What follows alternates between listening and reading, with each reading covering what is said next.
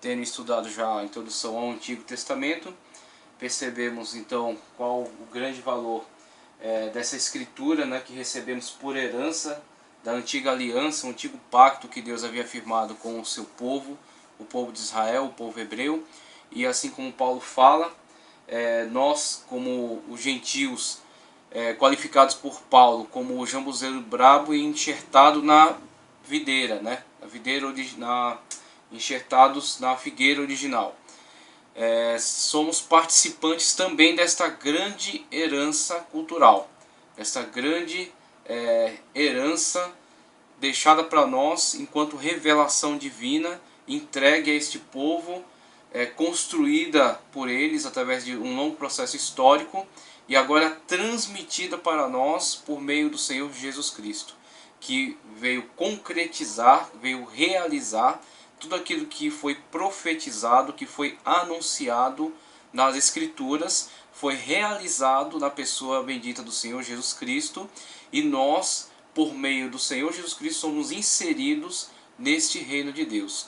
É firmado conosco uma aliança dita pelo próprio Senhor Jesus Cristo, o Novo Testamento no meu sangue. Então, essa é a nossa participação agora neste grande plano, nesse grande projeto de Deus, que deu-se início já há muito tempo, desde o Sinai, com a antiga aliança sendo firmada com o povo de Israel, e agora transmitida para nós por meio da pessoa bendita do Senhor Jesus Cristo. Como enfatiza o apóstolo João, veio para os que eram seu, o povo judeu, o povo hebreu, o povo da antiga aliança. Mas os seus não o receberam, os judeus que infelizmente até o momento não reconheceram que Jesus Cristo é o Senhor, Jesus Cristo é o Messias enviado de Deus. Muitos reconheceram, mas existem ainda aqueles que não o reconhecem como Senhor e como Deus. Mas a todos quantos o receberam, deu-lhes o poder de serem chamados filhos de Deus. Essa é a nossa nova condição, a condição de filhos de Deus, adotados na família de Deus, participantes desta aliança, e participantes desse Novo Testamento. O Testamento de Cristo Jesus, no próprio sangue dele, e transmitido a nós, né, pela sua misericórdia, pela sua graça. Participamos agora do seu reino por meio da sua graça. Então o Novo Testamento, vamos ver aqui o texto de Hebreus 9, 15 e 16, pode ser muito bem definido a partir desta ótica, dessa ótica expressa pelo autor da carta aos Hebreus. Esse autor anônimo, muitos pais da igreja, muitas pessoas ao longo da história do Novo Testamento atribuíram esse texto a Paulo, mas características literárias apontam que esse texto provavelmente não pertenceu ao apóstolo Paulo, não foi escrito, composto pelo apóstolo Paulo.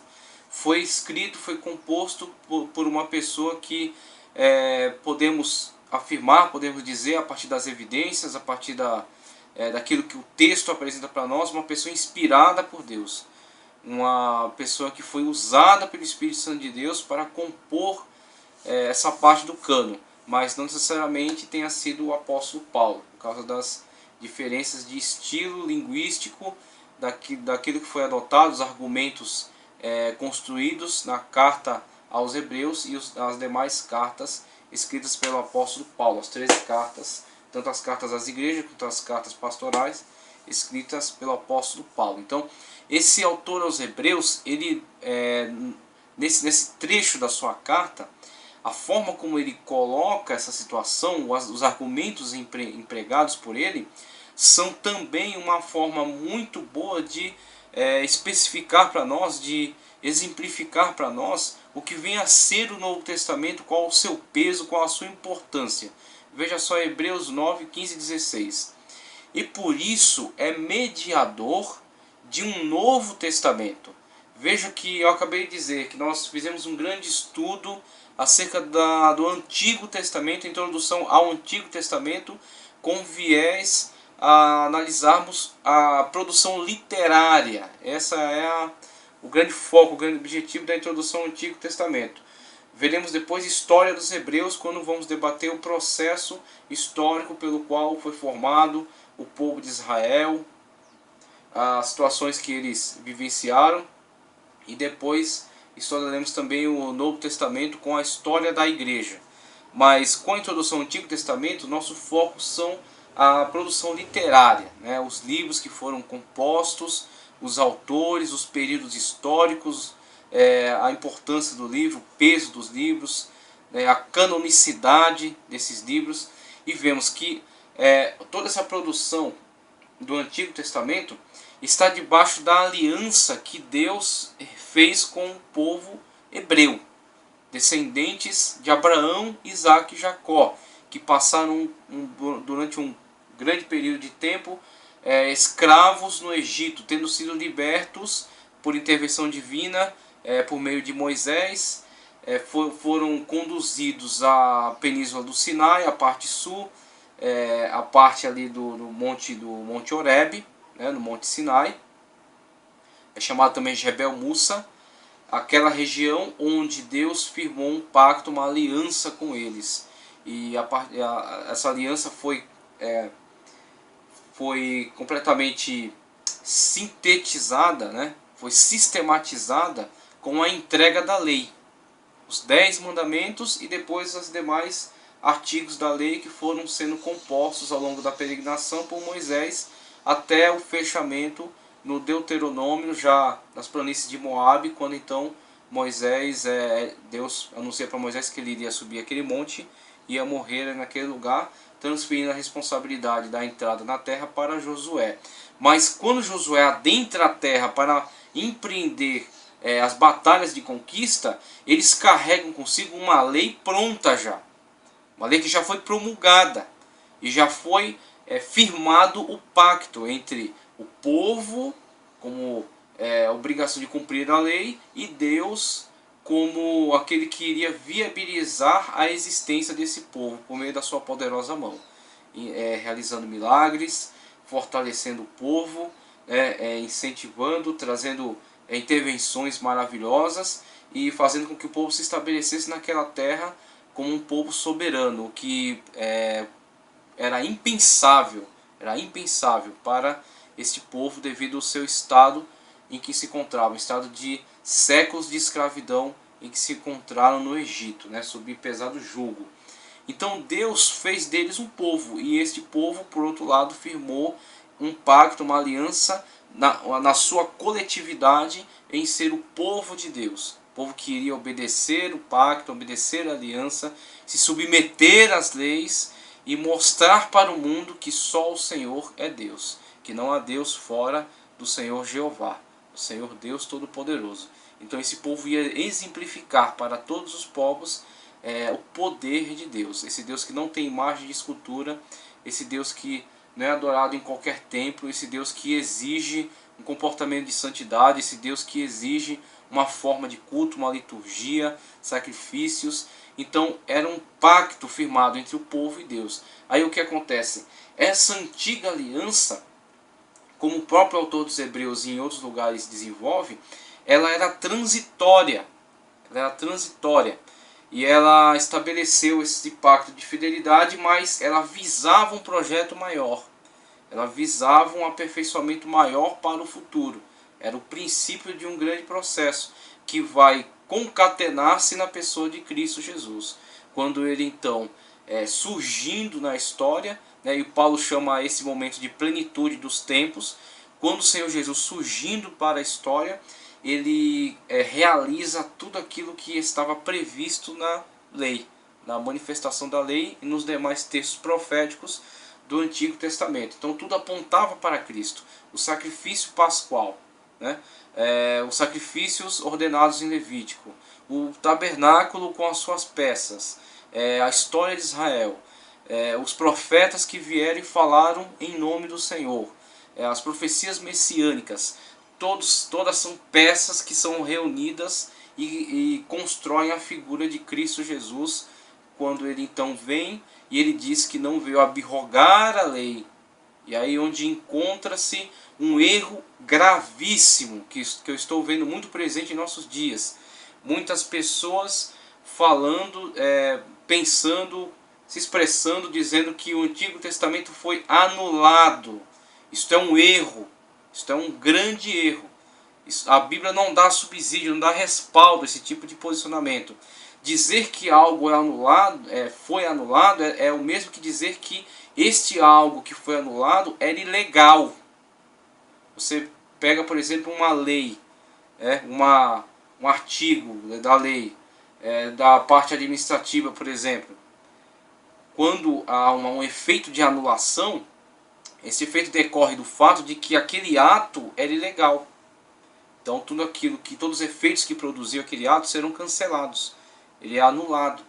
Agora, dizer, por exemplo, que um ato será revogado, significa que ele não necessariamente ele não foi legal. Ele foi legal, foi um ato legal, mas ele não é mais do interesse da administração pública. Então logo haverá uma alteração e uma revogação então daquele ato com um novo ato. Um novo ato que aperfeiçoa aquele primeiro ato. Então os efeitos que ele já causou não serão anulados, mas com esta revogação teremos um novo ato com novos efeitos. Então, quando olhamos para o Antigo Testamento, a antiga aliança, o pacto firmado entre Deus e o povo de Israel, temos que ter o cuidado de entender que este ato criador desta lei, deste pacto, desta aliança entre Deus e o povo hebreu, em relação ao Novo Testamento, não é anulado. Ele não está sendo anulado. Ele está sendo realizado, cumprido e por isso modificado.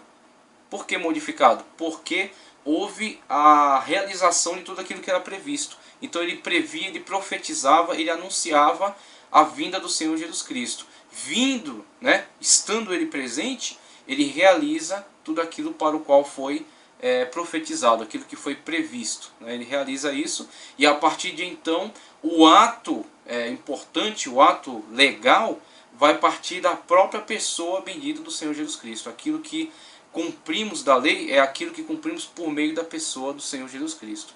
Então, ao obedecermos às palavras de Cristo, ao estarmos vinculados a Ele, somos cumpridor de toda a lei. Então a lei não foi anulada. A lei foi cumprida, realizada em Cristo Jesus. Ele diz, não vim abrogar. O que é abrogar? Anular. Não vim abrogar a lei, mas fazê-la cumprir. Aí ele fala que não cairá um jota ou um tio sem que tudo se cumpra. Então você vê, as próprias palavras de Cristo são autoexplicativas, mostram que a lei de forma alguma foi anulada. Ela foi realizada nele. Tudo que a lei previa estava apontando para ele. Ele realiza os sacrifícios levíticos, porque aqui em Hebreus mesmo é dito em outro lugar que ele é o sacrifício definitivo. Então os sacrifícios previstos em Levíticos não eram ilegais, passíveis de anulação. Eles foram todos legais e foram todos promulgados pelo próprio Deus, entregues a Moisés, que entregou ao povo com uma ordenança. Então, acerca dos sacrifícios, foi realizado em Cristo, porque ele é o Cordeiro Pascal, ele é o Cordeiro definitivo. Uma vez Cristo tendo morrido por nós na cruz do Calvário, não é necessário outro sacrifício. É necessário que nós aceitemos o sacrifício de Cristo Jesus sobre a nossa vida para participar dos seus méritos, para que os seus méritos sejam atribuídos a nós. Tá ok? A expiação dos nossos pecados. Aí Cristo se torna para nós o remidor. Ele faz a remissão dos nossos pecados. Ele compra a nossa culpa e nos liberta da escravidão do pecado. O salário do pecado é a morte, como diz o apóstolo Paulo. Mas o dom gratuito de Deus é a vida eterna. Então, o que acontece? Cristo cumpre com relação ao sacrifício, com relação às festas, ao calendário de festas, com relação ao sábado. O Senhor Jesus Cristo, discutindo com os fariseus, ele fala que ele é maior do que o sábado. Então, qual é o objetivo do sábado? Que o homem servisse a Deus. Que o homem abandonasse um pouco os seus interesses pessoais em vista do interesse de Deus, do interesse divino, da comunhão com Deus, da prática das boas ações. Quando Cristo cura, por exemplo, o homem que tinha a mão mirrada, e cura num sábado. Quando Cristo cura a mulher que andava curvada, cura num sábado. Num sábado é lícito fazer o bem? É a grande pergunta, não é? Se um animal de vocês, no caso dos fariseus, cair num buraco, você não vai socorrer ou acudir? E aí ele coloca que essas pessoas têm muito mais valor em sentido de serem também serem alvo, né, do interesse de Deus, tanto que se tenha que ajudar um animal, vamos dizer assim, mas tem que ser muito mais ainda, tem que ser ajudado essas pessoas. Então o objetivo do sábado não é simplesmente uma interrupção das atividades, mas sim a prática do bem, fazer aquilo que é de acordo com a vontade de Deus. E aí Cristo fala, eu sou maior do que o sábado. Então aquele que está em Cristo guarda o sábado. Então a lei não foi anulada, a lei foi realizada. Nós estamos em Cristo, nós estamos servindo a Deus em espírito e em verdade todos os dias. Temos que fazer aquilo que agrada a Deus todos os dias, porque estamos em Cristo Jesus. Não vivo mais eu, mas Cristo vive em mim. Então as atitudes de Cristo têm que ser demonstradas por meio da minha vida. Isso que vem a ser a realização do Antigo Testamento em Cristo Jesus e a nossa vinculação a Cristo Jesus, com isso o cumprimento de todas as ordenanças do Antigo Testamento por meio dessa obediência a Cristo Jesus. Logo, o Antigo Testamento não foi anulado, ele está sendo amplamente, completamente realizado na pessoa bendita de Cristo Jesus. Por isso, aqui conforme o texto citado, ele é mediador de um novo testamento. Não porque ele anule o Antigo Testamento, mas porque ele cumpre, realiza, logo ele torna-se obsoleto. Em que sentido? Nós não precisamos voltar ao Antigo Testamento, recorrer ao Antigo Testamento. Nós temos que olhar para o Antigo Testamento como uma profecia acerca de Cristo e voltar-se para Cristo. Tá ok? Então, em Cristo Jesus, por exemplo, a prática de pagar os dízimos. Cristo não anulou a prática dos dízimos. Ele falou para os fariseus, fez uma comparação. Falou, vocês coam, vocês com uma mosca engolem um camelo. Por quê? Eles pagavam o dízimo, mas eles não tinham uma ação de misericórdia. Aí ele falou, você tem que fazer estas e não esquecer aquelas.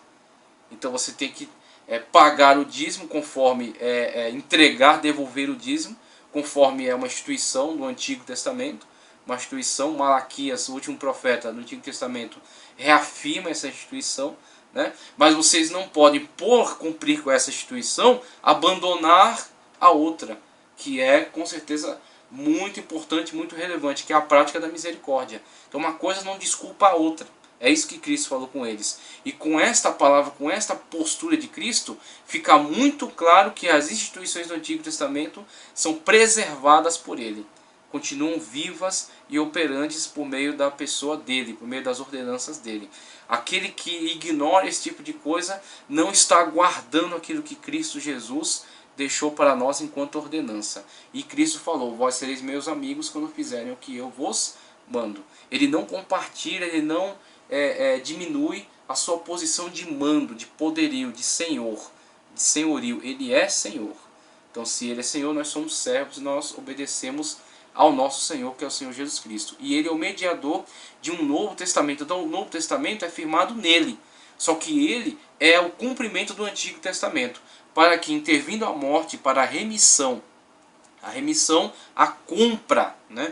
Quando uma pessoa, por exemplo, estava escrava, estava sequestrada por um exército inimigo, e o remidor pagava o resgate e resgatava essa pessoa, pondo-a em liberdade novamente. Então ele é o remidor da nossa condição em relação ao pecado. A lei não apaga, a lei não anula o pecado, a lei aponta ao pecado. E esse era o papel dela, apontar o pecado. A lei aponta ao pecado e Cristo, com o seu sacrifício, ele apaga, ele anula a ação do pecado, né? Então o sangue de Cristo nos purifica de todo o pecado, para a remissão das transgressões que havia debaixo do primeiro testamento, que aponta, né, o pecado. Esse que era o papel dele. Os chamados recebam a promessa da herança eterna, a herança eterna em Cristo Jesus. Porque onde há testamento é necessário que intervenha a morte do testador. E aí é onde entra o termo diateque. O termo diateque, ele expressa exatamente qual é o sentido da palavra testamento. O diateque, na verdade, ele pode ser melhor traduzido por pacto. Só que o que acontece? O termo pacto não expressa de forma específica, de forma ampla, de forma específica, aliás, aquilo que o Novo Testamento é para nós. Então o que acontece? O termo diateque, que foi empregado no Antigo Testamento Septuaginta, na Bíblia Septuaginta, que é a Bíblia na língua grega, ele fala acerca de pacto. E quando falamos de pacto, falamos de uma aliança entre duas partes que se comprometem a cumprir esta aliança, esse pacto firmado. Então, a aliança entre Deus e Israel. Só que quando chegamos no Novo Testamento e vemos o grego, né, da Septuaginta, depois o grego koiné, empregado para a composição do Novo Testamento, e futuramente, por volta do ano 300, com Jerônimo, a tradução do grego de Novo Testamento para o latim, a língua usada, a língua universal na época da Idade Média, né, da Igreja Católica Romana, vemos que o termo diateque, ao tentar se traduzir para o latim, optou-se pelo testamento, porque o testamento expressa exatamente a qualidade do Novo Testamento e do Antigo Testamento, enquanto pactos, alianças firmados entre Deus e o povo, e depois firmado entre Cristo e aqueles que o aceitam, né? Aqueles que o recebem como Senhor. E o testamento tem algumas qualidades que expressam muito bem qual é a condição do texto sagrado, do texto bíblico. O testamento é um documento que é construído, né, pelo testador, e ele é transmitido ao herdeiro. Só que o herdeiro tem duas opções: ele pode receber o testamento e assim ser beneficiado por aquilo que foi ordenado pelo testador, ou ele pode rejeitar, mas nunca alterar. Então, por isso que o termo diateque, que é pacto, né, que é uma aliança entre duas partes, ele foi preferido pelo tradutor ser traduzido para testamento. Testamento expressa exatamente essa condição do texto sagrado, Antigo e Novo Testamento, enquanto um documento sagrado, revelado, né, entregue, transmitido da tradição hebraica recebida para Cristo Jesus. Cristo Jesus firma uma nova aliança, e assim o conjunto de Antigo e Novo Testamento são transmitidos ao povo de Deus, que ou aceita tal como é, ou o rejeita. Ou aceita e participa dos benefícios que decorrem das promessas contidas nesse documento, ou rejeita e assim é excluído de todas essas promessas. Aí Cristo fala, por exemplo, lá no Evangelho de João, né, que aqueles que o receberem, né, são filhos de Deus, e aqueles que não recebem, aqueles que o rejeitam, já estão condenados. Então você vê essa condição: ele pode ser recebido ou rejeitado, mas nunca alterado. Por isso que foi preferido o termo diateque, do grego koiné, a tradução dele para testamento, tá? No latim, o que na nossa época vai desenvolver-se para Antigo e Novo Testamento. Claro que o Antigo Testamento só se tornou Antigo Testamento com o surgimento do Novo Testamento, tá ok? Então por isso que a palavra testamento está associada às duas partes da Bíblia Sagrada.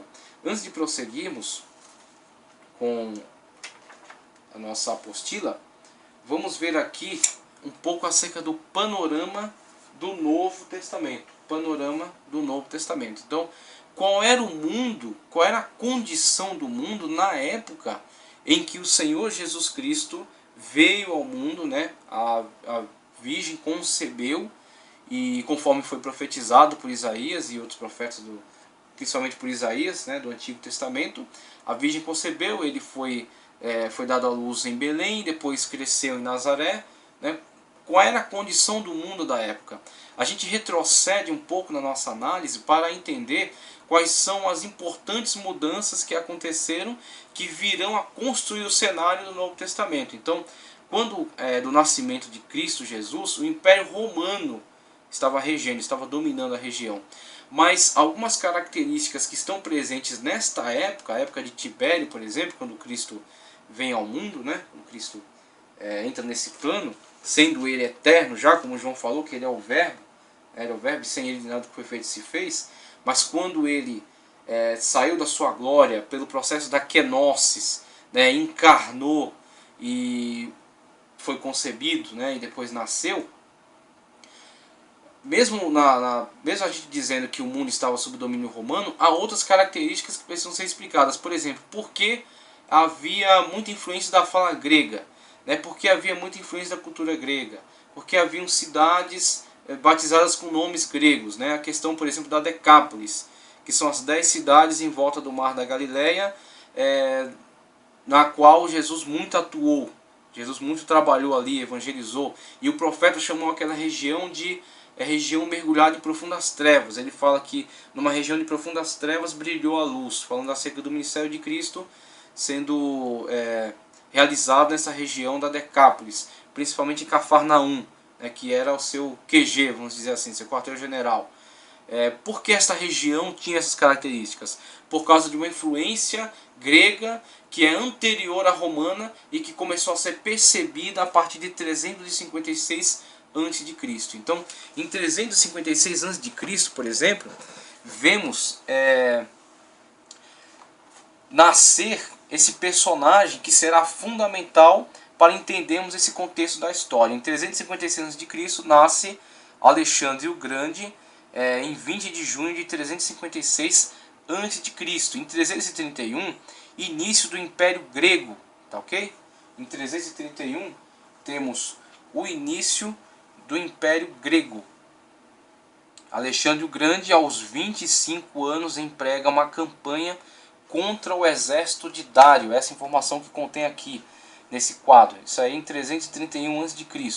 Aí temos que em 323 morre Alexandre o Grande com 33 anos. Seu império divide-se entre seus 4 generais, os 4 mais importantes generais. Não vou me lembrar o nome dos 4 agora, mas é Seleuco, Ptolomeu, Cassandro e Lisímaco, se eu não me engano. Então, se eu não me engano, são esses 4 generais que dividem o grande império construído por Alexandre Magno, Alexandre o Grande. Em 169 a.C., Antíoco IV saqueia o templo. Isso você pode verificar muito bem no livro de Daniel, o profeta Daniel. Ele profetiza acerca de Antíoco IV Epífanes, que viria, ele chama-o de ponta pequena, que cresceria de outro chifre do animal que ele está descrevendo ali, e se voltaria contra Jerusalém. Então, profeticamente, Daniel já havia previsto a existência, né, a vinda desse homem que seria um tipo do anticristo, não necessariamente o próprio anticristo, o iníquo, mas um tipo do anticristo, tal como Hitler foi um tipo do anticristo, Stalin, né, esses personagens macabros. Então temos, por exemplo, em 169 esta situação.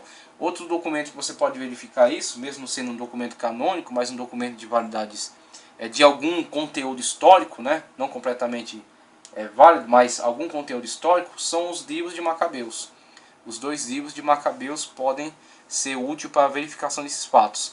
Em 166, entre 166 e 142 a.C., revolta dos Macabeus e independência judaica. Então temos que, veja só, entre 166 e 142 a.C., temos a grande revolta dos Macabeus, conforme descrito no livro dos Macabeus, né, 1º e 2º Macabeus, e temos um breve período de independência, uma frágil independência, mas um breve período de independência, principalmente porque depois da morte de Alexandre, né, em 323, depois da morte de Alexandre, 323, a divisão pelos 4 generais, que vão agora assumir diferentes regiões aí do Império de Alexandre. Ptolomeu, principalmente com o Egito, brigando sempre pela Palestina, Seleuco com a parte onde era a Babilônia, a Síria, e também disputando a Palestina com Ptolomeu, se eu não me engano, Cassandro com a Grécia, com a própria Grécia, Lisímaco com o que hoje é a Turquia, e na época era a Frígia. Então, com esses 4 generais disputando poder, disputando terreno, e os seus sucessores também envolvidos em guerras, né, de disputa, de tentativa de hegemonia, um sobre o outro, vamos ter em algum momento da história um enfraquecimento dessas forças e uma divisão do império, com isso insurreição de muitas províncias. E é dentro dessa situação onde surge Antíoco IV Epífanes. Ele investe contra o judaísmo de uma forma muito cruel, ele queima livros da Torá, ele mata qualquer pessoa que tivesse um livro sagrado consigo, principalmente professores da Torá, fariseus, sacerdotes. Ele se volta contra para extinguir o judaísmo. Da mesma forma como Hitler vai fazer isso depois na Segunda Guerra Mundial. O Antíoco IV Epífanes faz isso na sua época, em 169. Ele tenta extinguir o judaísmo. Aí, dentro dessa ação, surge uma reação dos macabeus que conseguem um breve período de independência. Nesse período vão se formar algumas instituições que vão estar presentes na época de Cristo. O Sinédrio já existia, mas ele se consolida de uma forma bastante forte na época de Cristo. O partido dos fariseus já existiam, mas também vai ser bastante presente. Os asmoneus, que se tornam um grupo político muito importante dentro de Israel, tá ok? Então, os zelotes que empreendem guerrilhas, que foram importantes na época dos macabeus e depois vão continuar nas tentativas de libertação da terra de Israel da mão dos romanos, tá ok? E que futuramente vão até causar uma grande destruição com a revolta de Bar Koba em 139, quando há a total destruição de Israel, após já a destruição de 70, né, pelo Marechal Tito. Então o que acontece? Entre 142 e a chegada dos romanos há um breve período de independência, mas já havia dentro de Israel toda a influência da cultura grega. Então quando em 331 Alexandre se estabelece como um grande imperador e leva o Império Grego a dominar todas essas terras, o que Alexandre faz? Alexandre, ao longo de todo o seu império, deixa eu pegar aqui um mapa, o mapa de cima aqui temos a região da Grécia, tá ok? Região da Grécia. Então Alexandre era macedônio, era da região norte da Grécia. O pai dele, Filipe, havia conseguido unificar, mesmo que com uma certa fragilidade, mas trazer alguma unificação da Grécia, que foi sempre muito dividida. Então o que acontece? Alexandre, aproveitando essa situação, ele empreende batalhas com muita rapidez. Inclusive Daniel narra essa característica do Império Grego. Ele fala do Império Grego como um bode que vem voando por sobre a terra, né, que vem pairando e atinge o carneiro com duas pontas, que era o símbolo da Pérsia, e mata esse animal. E esse bode tinha uma ponta só, tinha um chifre só. E esse chifre cai logo depois que ele atinge aquele animal. Então vemos, com essa simbologia, vemos a Grécia, vemos a forma de batalha empreendida pela Grécia, dominações rápidas, deslocamento rápido do exército, então dominação rápida de várias províncias. Aqui temos o que hoje é a Turquia, o que era a Frígia, Egito, Palestina, Babilônia, Pérsia, está aí se estendendo até regiões muito longínquas, já indo para o lado da Índia, da Caxemira, e rapidamente Alexandre conseguiu dominar toda essa região. E em cada lugar importante dessa região, conforme vemos marcado aqui, ele estabelece cidades, estabelece polis que vão propagar o modo de vida grego. Então funda um teatro, funda uma organização jurídica lá, uma biblioteca, modo de comércio grego, estabelece a língua grega como uma língua de comércio internacional entre essas cidades. Então essas cidades espalhadas aí por todo esse mundo dessa época propagam um modo de vida, a cultura grega. Então os jogos são propagados, os teatros, a filosofia, a religião grega, tá ok? A língua principalmente, porque esses povos que agora estão submetidos ao Império Macedônico, ao Império Grego, que tem cidades, polis estabelecidas em diversas regiões, vão se comunicar entre si para comércio e para propagação de ideias de filosofia.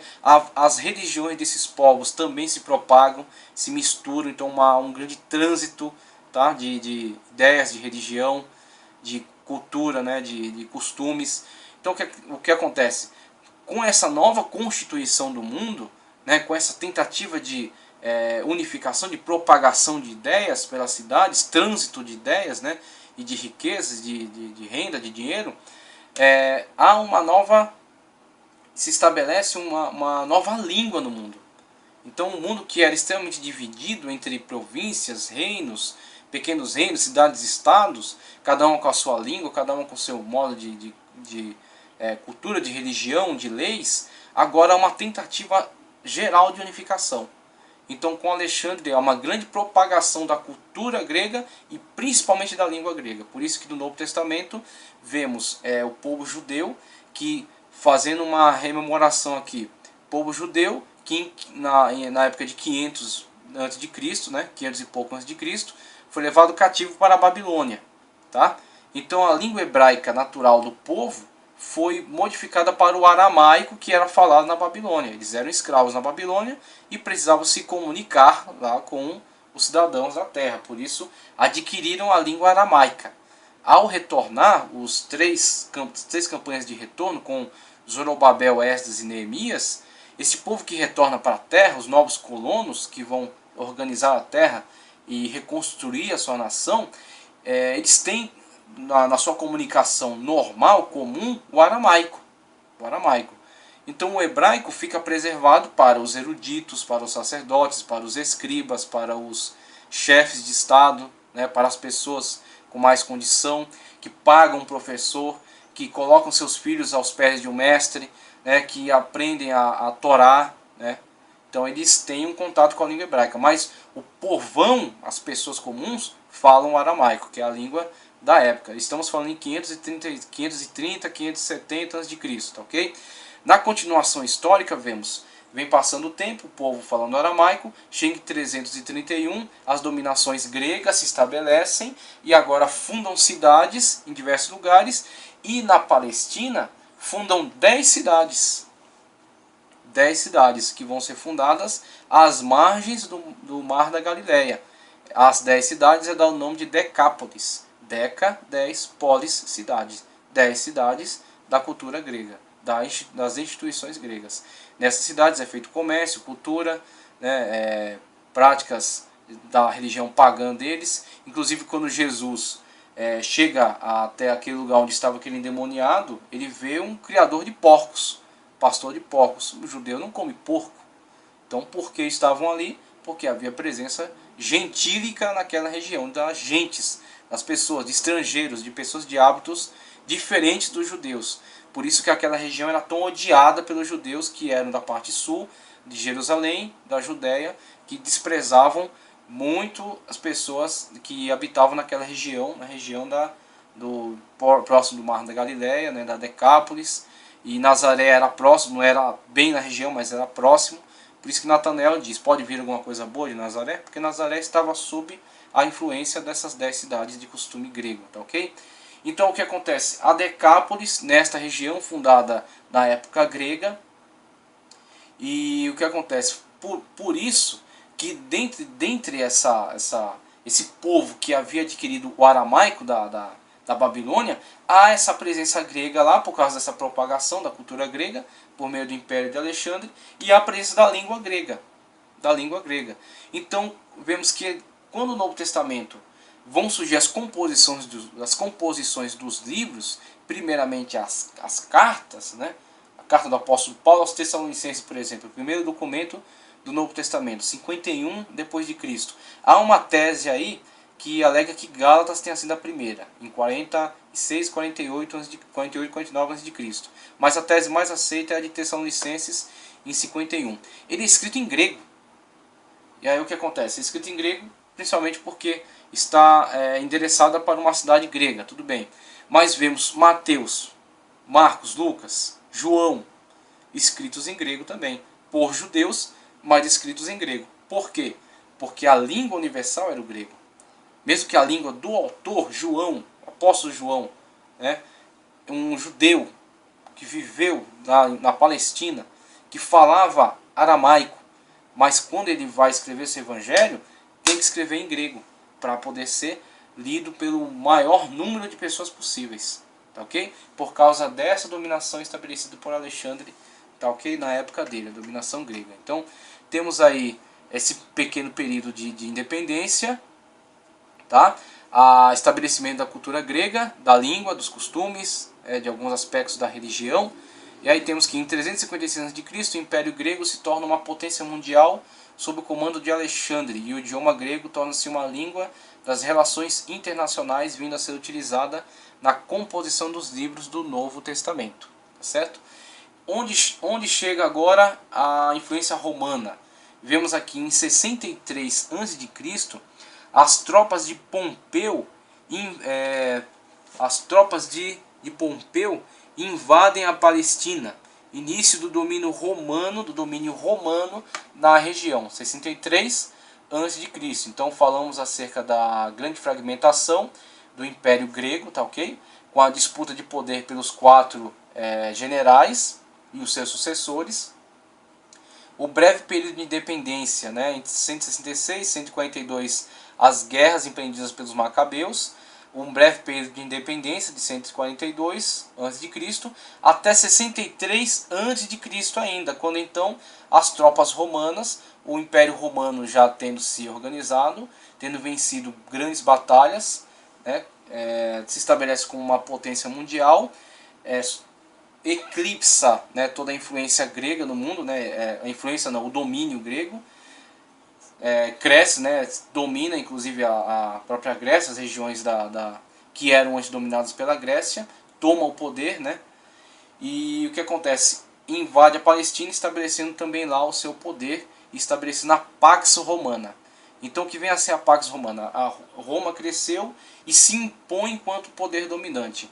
Ao chegar numa determinada região, determinada cidade, determinado reino, é proposto a Pax Romana, ou seja, esse reino se associar aos romanos, se submeter aos romanos, aceitar a influência, o domínio romano, o estabelecimento das tropas romanas naquele país, pagamento de tributos, estabelecimento da lei romana, e se assim se é concordado, se esse país se submete, Roma permite que esse país prossiga com a sua prática de religião, prossiga com algumas das suas leis, que o monarca continue regendo o seu povo, mas submetido como um rei vassalo dos romanos.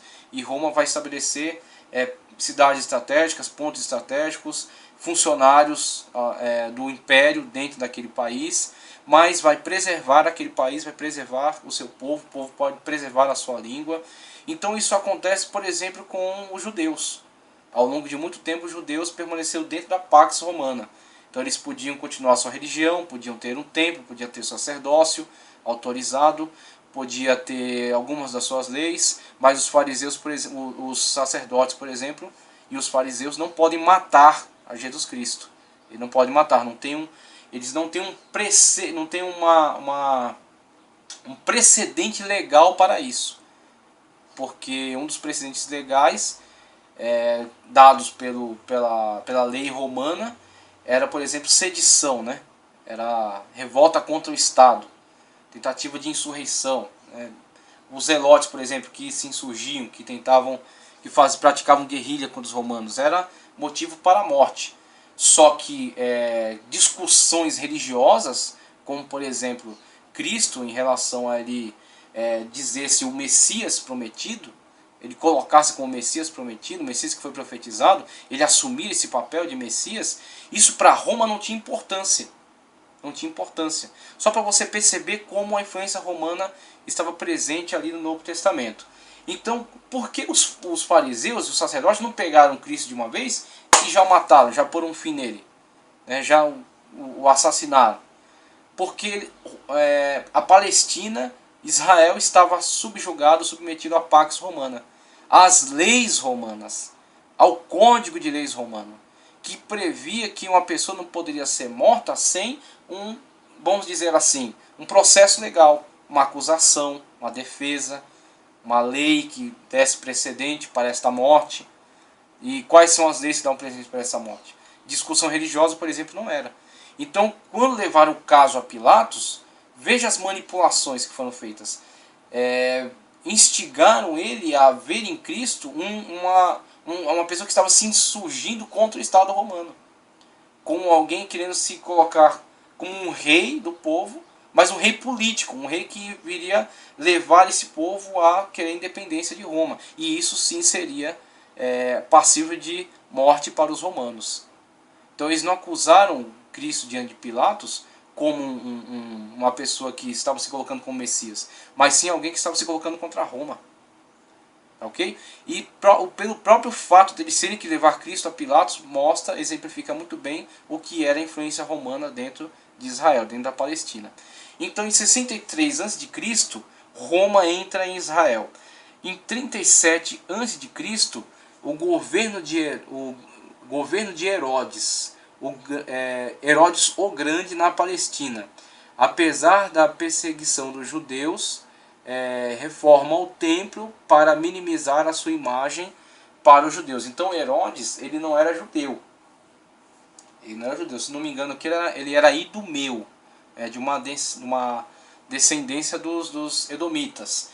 Então o que acontece? Ele tinha influência dentro do Império Romano, ele tinha articulações dentro do Império Romano e foi colocado como governador.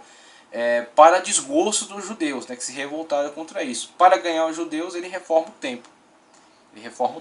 Ele empreende essa grande obra para ganhar a simpatia dos judeus.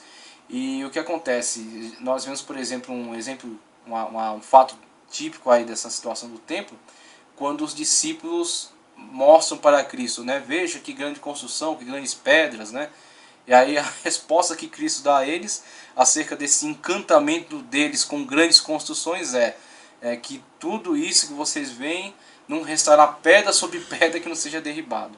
E aí Cristo, falando acerca de si mesmo, mas com uma analogia ao templo também, ele fala que em 3 dias ele destrói e reconstrói, Ele reconstrói aquele templo, mas falando a verdade acerca de si mesmo, a sua morte e ressurreição, Mas vê-se como Cristo dá grande valor a grandes construções. Então não é um grande incentivo a nós gastarmos mármore, concreto e empregar grandes quantias em dinheiro para reproduzir templo de Salomão, em lugar nenhum, tá ok?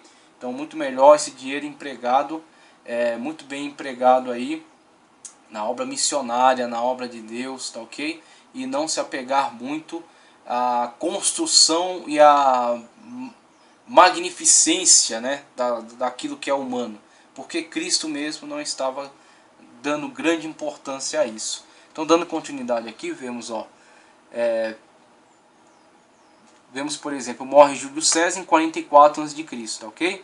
Morre Júlio César em 44 a.C. Início do Império Romano, Otávio, e aí vemos aqui 27 a.C. 4 a.C., nascimento de Cristo. 4, 5 a.C. Então Cristo nasceu em 4 ou 5 a.C.